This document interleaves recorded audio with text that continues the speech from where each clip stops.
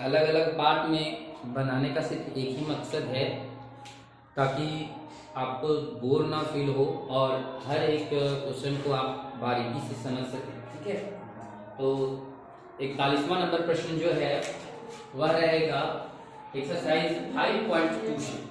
5.2 से रहेगा एक्सरसाइज 5.2 से।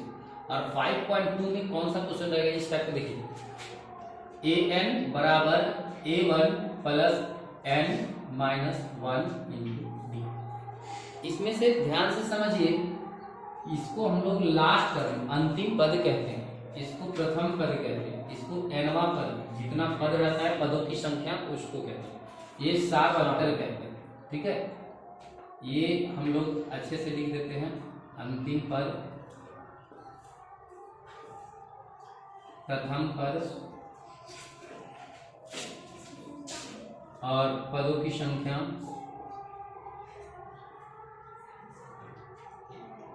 और सार अंतर।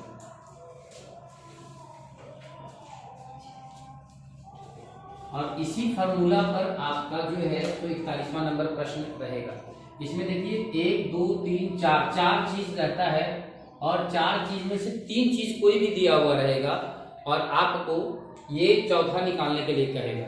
में भी पॉसिबिलिटी है कि 5 8 11 इसी तरह से दे दिया जाएगा और कहेगा 22वां पद ज्ञात करें, 22वां पद ज्ञात करें। तो A1 मेरा 5 हो गया और D मेरा 8 में 5 जाएगा तो 3 हो गया और N मेरा 22 हो गया। ठीक है, तो इस टाइप से हमको 22वां पद ज्ञात करने के लिए कहेगा, तो हम लोग AN वाला फार्मूला पर लगा देंगे, A1 n-1 into D. A22 बराबर A1 मेरा 5 हो गया प्लस N मेरा 22 हो गया में और 1 चला जाएगा और D मेरा 3 हो गया और इसको सॉल्व कर देंगे। 5 प्लस 21 इंटू 3 यानी 5 और प्लस यहाँ हो जाएगा 63 और ये हो जाएगा 68। तो इस टाइप से भी बनाना है। ठीक है, आप ध्यान में रखिएगा, ये इस टाइप से भी बन सकता है। और 41वां नंबर प्रश्न इसी फार्मूला, ये फार्मूला को आपको ध्यान में रखते हुए जाना है, आपका 41वां नंबर पूर्णतः बन जाएगा। ठीक है, आपको सिर्फ समझ लेना है। और 42वां नंबर 42वां नंबर जो क्वेश्चन रहेगा वो एक्सरसाइज 7.2 से रहेगा, अनुपात वाला प्रश्न। ठीक है, 7.2।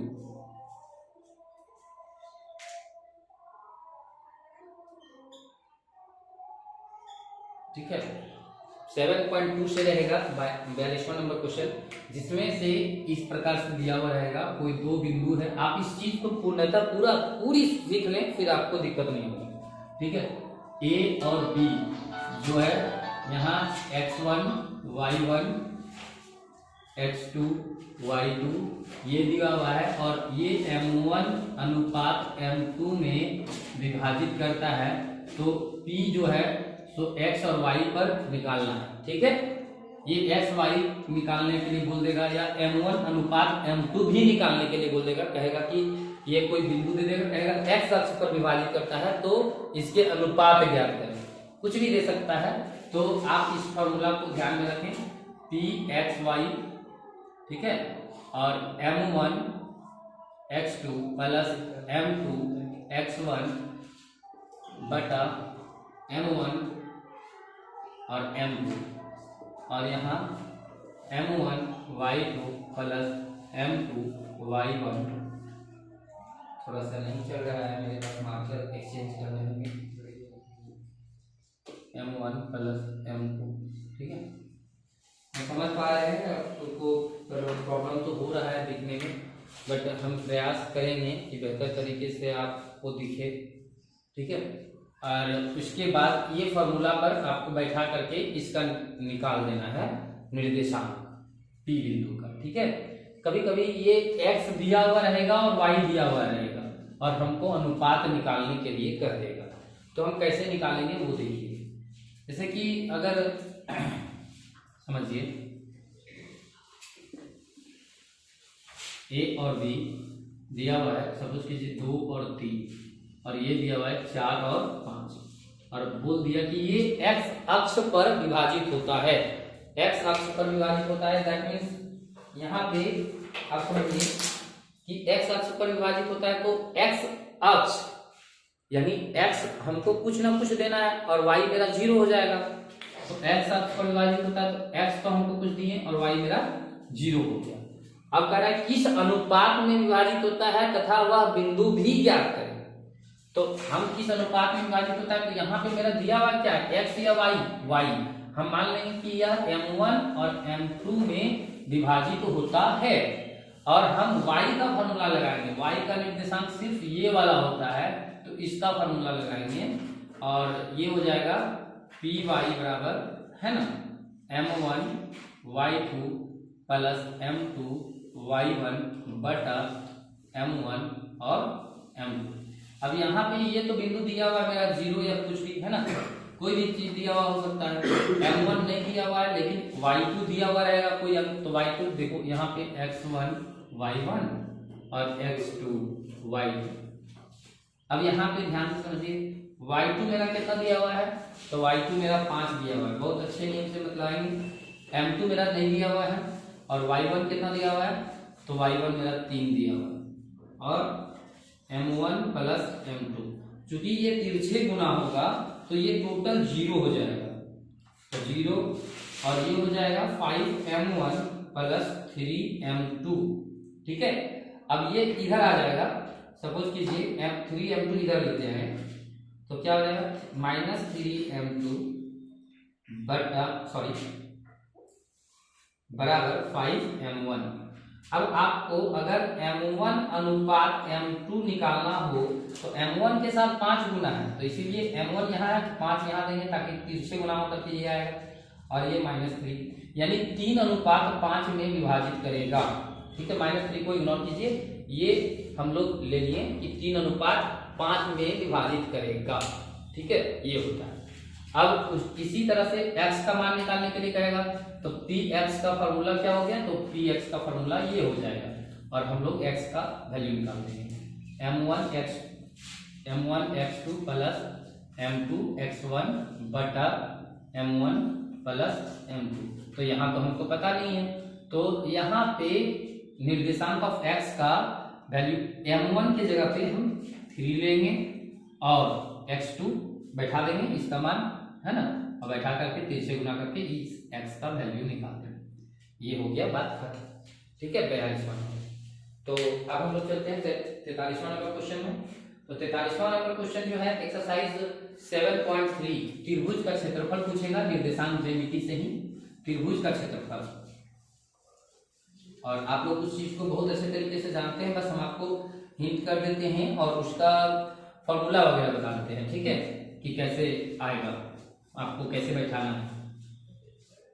डिटेल्स हम पूरा वीडियो नहीं बना पा रहे हैं क्योंकि कभी डिस्टरबेंस हो जाता है, कभी बैटरी डाउन हो जाता है, तो कभी ट्यूशन जाना पड़ता है, इसी कारण से डिस्टरबेंस होता है। बट कभी ना कभी हम अस्थायी रूप से रहेंगे और आपको बता देंगे। ठीक है, अब यहाँ पे ध्यान से समझे कि ये 7.3 का रहेगा, 7.3 का 43वां नंबर प्रश्न। ठीक है, तो ये 7.3 क्या हो जाएगा, अब यहाँ पे देख लें त्रिभुज का क्षेत्रफल बराबर 1/2। देखिए त्रिभुज का क्षेत्रफल ये समझिए, सपोज कीजिए 3 शीर्ष दिए हैं, 3 बिंदु। ठीक है, A, B और C। A जो है x1 y1 है, x2 y2 है और x3 y3 है। ठीक है, अब यहाँ पे समझे ये इसका फॉर्मूला हम पहले बताए थे, x फिर y माइनस वाई फिर प्लस x फिर y माइनस वाई फिर प्लस x फिर y माइनस वाई और ये हो गया 1 2 3 2 3 1 3 1 2। ठीक है, इसी फॉर्मूला पर यहाँ पे आपके अंक दिए हुए रहेंगे और इस अंक को सिर्फ यहाँ पे बैठा करके और सॉल्व कर देना है। अगर इसका आंसर माइनस में आता है तो आप घबराने की कोई जरूरत नहीं है, उसको प्लस में आप लिख सकते हैं क्योंकि त्रिभुज का क्षेत्रफल जो है सो माइनस में पॉसिबल हो ही नहीं सकता है। ठीक है, तो प्लस में आप लिख सकते हैं और उसी मात्र उसी का यूनिट लिख सकते हैं, हो गया बात खत्म। ठीक है, तो ये 43वां नंबर प्रश्न रहेगा। और 44वां नंबर प्रश्न जो है एक्सरसाइज आप लोग जानते हैं, एक्सरसाइज 8.4 का क्वेश्चन नंबर 5वां, एक्सरसाइज 8.4 का क्वेश्चन नंबर 5वां, जिसमें 10 प्रश्न है और 10 प्रश्न के 10 प्रश्न इंपॉर्टेंट है। आप उस चीज को ध्यान में रख लें और बनाएं, और जो प्रश्न नहीं बनता है हमको तुरंत कमेंट में करें, हम कोशिश करेंगे कि उसको कवर अप कर दें, जितना ज़्यादा हो सके उतना ज़्यादा बना दें। आज कुछ वीडियो और हम डाल देंगे जो पहले के चैनल पे बनाए हुए थे, तो मेरे पास हैं, तो जहाँ तक हो सकेगा वहाँ तक हम डाल देंगे। बट नेट की स्पीड बहुत कम होती है और वो सब वीडियो जो बनाए हुए हैं पुराने वाले वो बहुत ज़्यादा है, तो कोई दिक्कत नहीं है। जहाँ तक हो सकेगा हम आपको भरपूर ये कोशिश करेंगे कि जहाँ तक मटेरियल आपको प्रोवाइड करवाया जा सके वो प्रोवाइड मिल जाए, आपको दिक्कत नहीं होने देंगे। ठीक है, आगे बढ़ते हैं। 45वां नंबर क्वेश्चन, ठीक है। 45वां नंबर प्रश्न है एक्सरसाइज 12.3 का क्वेश्चन नंबर दूसरा, तीसरा, पांचवा, दूसरा, तीसरा और पांचवा, फिर है 12, 13, 14, 12, 13, 14। ये सब में आप ध्यान से देख लें ताकि आपका क्वेश्चन छूटे ही ना। ठीक है, अगर नहीं बनता है तो मैं एक एक करके बता दूंगा सारे प्रश्न। ठीक है, एक बार मैं देख भी लेता हूँ, किताब दे हूँ।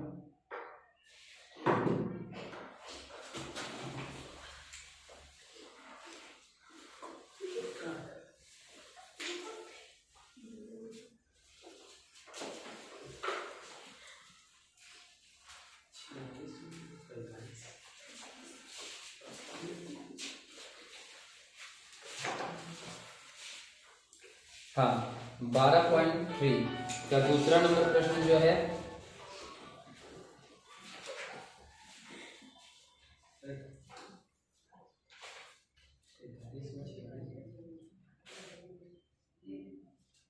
सॉरी 45वां में, हाँ एक प्रश्न में मिस्टेक हुआ है। 45वां प्रश्न जो है वो रचना से रहेगा, एक्सरसाइज 11.2। और इस बारे में हमें एक स्टूडेंट ने मैसेज भी किया था कि सर प्लीज 11.2 का डिटेल्स बता दें, तो इसका मैं एक स्पेशल वीडियो बनाऊंगा अलग से, क्योंकि हमारे भाई हैं तो उन्होंने मैसेज किया था, तो हम जरूर उस पर ध्यान देंगे और 11.2 का स्पेशल वीडियो बना करके हम देंगे। लेकिन उसके पहले आप इंस्ट्रूमेंट बॉक्स खरीद लें, कॉपी ले लें, किताब ले लें और उसके साथ हम लोग डिस्कशन करेंगे। ठीक है, तो और 46वां नंबर प्रश्न में ये रहेगा।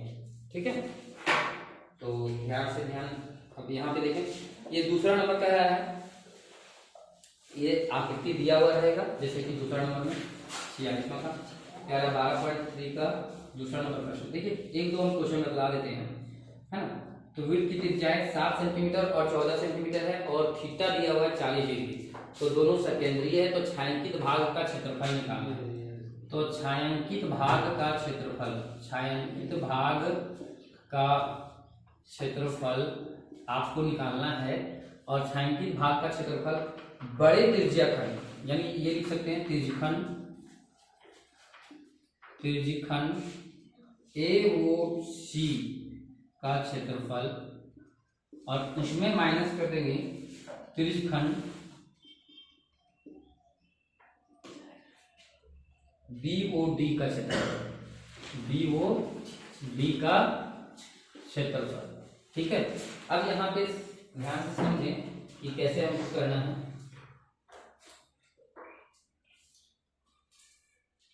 थीटा तो सबका सेम दिया हुआ है, थीटा बराबर 40 डिग्री, और बड़ा आर दिया हुआ है मेरा 14 सेंटीमीटर और छोटा आर मेरा दिया हुआ है 7 सेंटीमीटर। ठीक है, ये ना। हाँ, अब याद रखें यहाँ पे ये हो गया थीटा बटे 360, चूंकि AOC का लेंगे तो हो जाएगा पाई बड़ा आर स्क्वायर माइनस थीटा बटे 360, क्योंकि थीटा सेम है इसलिए देंगे, और पाई छोटा आर स्क्वायर। अब थीटा बटे 360 और पाई कॉमन लेंगे तो बड़ा आर स्क्वायर माइनस छोटा आर स्क्वायर। इसको एक बार हम प्लस और माइनस के टर्म में भी लिख सकते हैं, वो हम पर डिपेंड करता है ना। तो यहाँ थीटा बटे 360 जितना ज़्यादा हो सकता है उतना ज़्यादा हम सॉल्व करने की प्रयास करें। ये फॉर्मूला में एक बार प्लस में और एक बार माइनस में। अब यहाँ पे देखिए, यहाँ लिख देते हैं।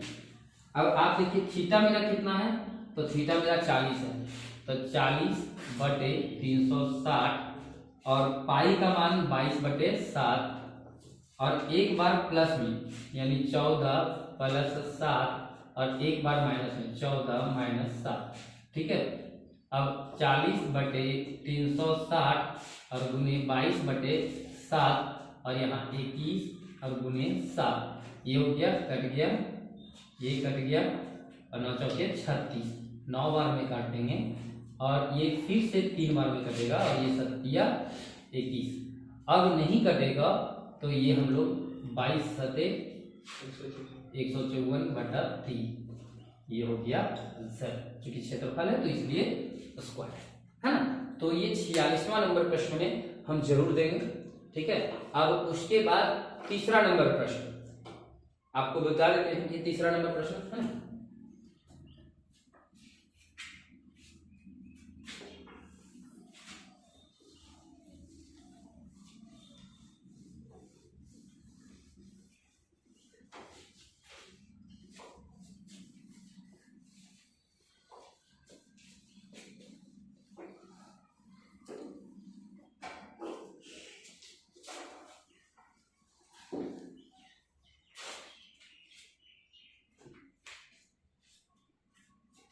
तीसरा नंबर प्रश्न, छायांकित भाग का क्षेत्रफल ज्ञात कीजिए यदि ABCD भुजा 14 सेंटीमीटर एक वर्ग है। ABCD भुजा, ABCD एक जो वर्ग है, ABCD एक भुजा है ना, वर्ग है ABCD, ये एक वर्ग है और ऐसे दिया हुआ है छायांकित भाग का, ये अर्धवृत्ताकार है। ठीक है, और यहाँ पे छायांकित किया हुआ है। ठीक, ये समझिए, आप समझ लें। अब भुजा जब दिया हुआ है 14 सेंटीमीटर, 14 सेंटीमीटर, तो ये टोटल है 14, तो इसकी त्रिज्या क्या हो जाएगी 7 सेंटीमीटर,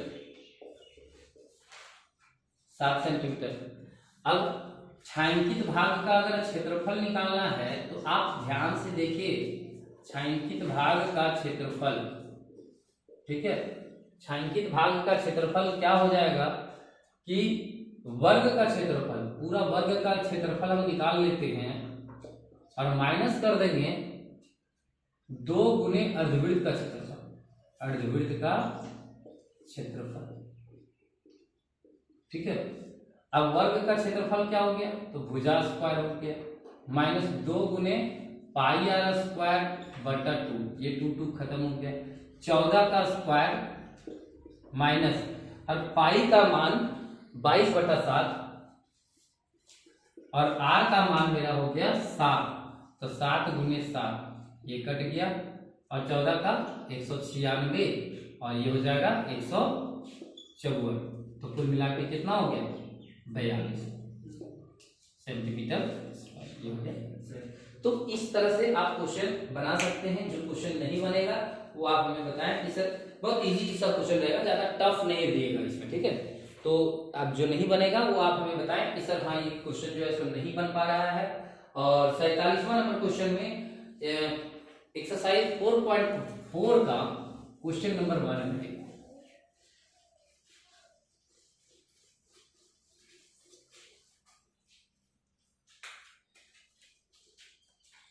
हम देख लेते हैं किताब में, है ना।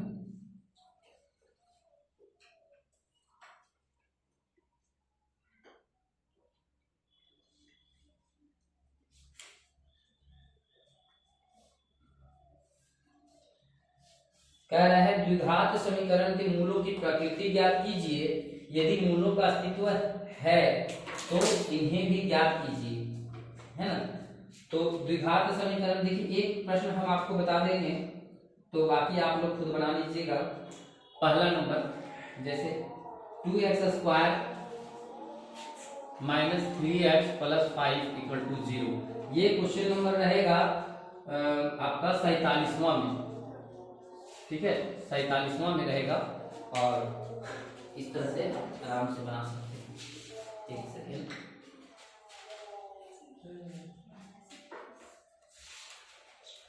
चलिए ध्यान से समझिएगा।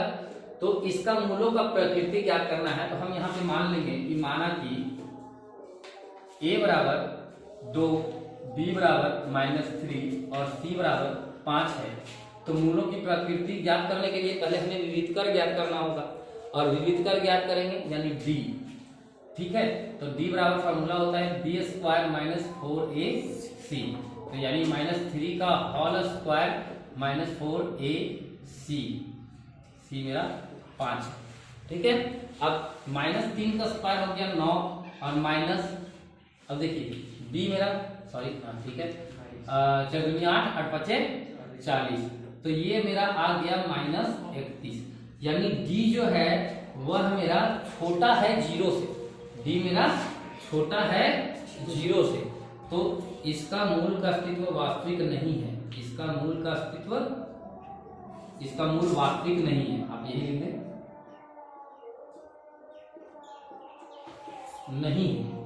अब इसके आगे बनाना ही नहीं है, लेकिन हाँ किसी किसी का रहता है, तब हमको ये यहाँ पे जो d निकलेगा, अगर प्लस में निकलेगा यहाँ पे, तो x बराबर -b प्लस माइनस √d/2a वाला फॉर्मूला पर इसको बैठा करके और निकालना पड़ेगा। अगर आप बोलते हैं तो एक क्वेश्चन हम और बता देते हैं, ताकि उसमें भी आप ध्यान दें, ठीक है। देखिए पढ़ना है तो सब्र रखना ही पड़ेगा, ऐसा नहीं है कि बोर फील हो रहा है तो सो जाए, छोड़ो यार कौन देखता है।